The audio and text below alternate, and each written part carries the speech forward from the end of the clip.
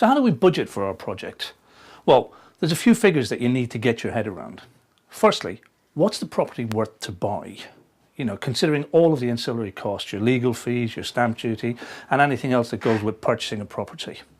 Secondly, what's the development cost going to be? Now, to get a good head around what the development cost is going to be, you'll need to take a walk around with either a builder or a surveyor, somebody experienced in dealing with properties that need development, unless of course you have experience at that yourself.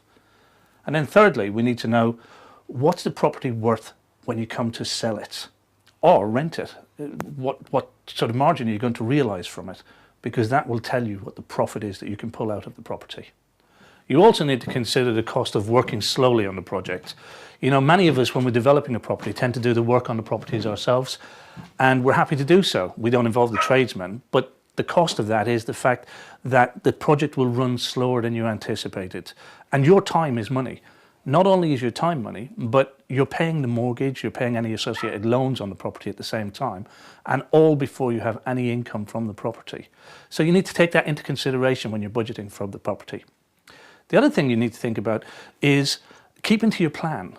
You know, we can sometimes get wrapped up in the project ourselves and start to inject our own personal feelings on the property, buying fittings that perhaps we would like. But what we need to remember is we're not our customer.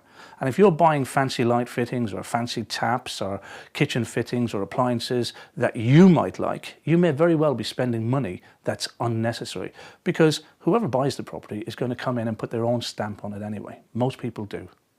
Lastly, you need to be aware of accounting for the value of property increasing, because we all know that property will increase over a period of time, or in fact it will decrease. And while you're developing your property, prices may very well go up. They might slow, or as we know from previous experience, they could very well go down.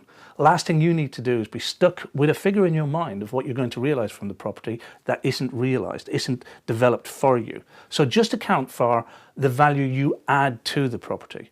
And this, of course, is more important if you are using the profits from your developments to purchase other properties, because you may end up having to buy higher as well as selling higher.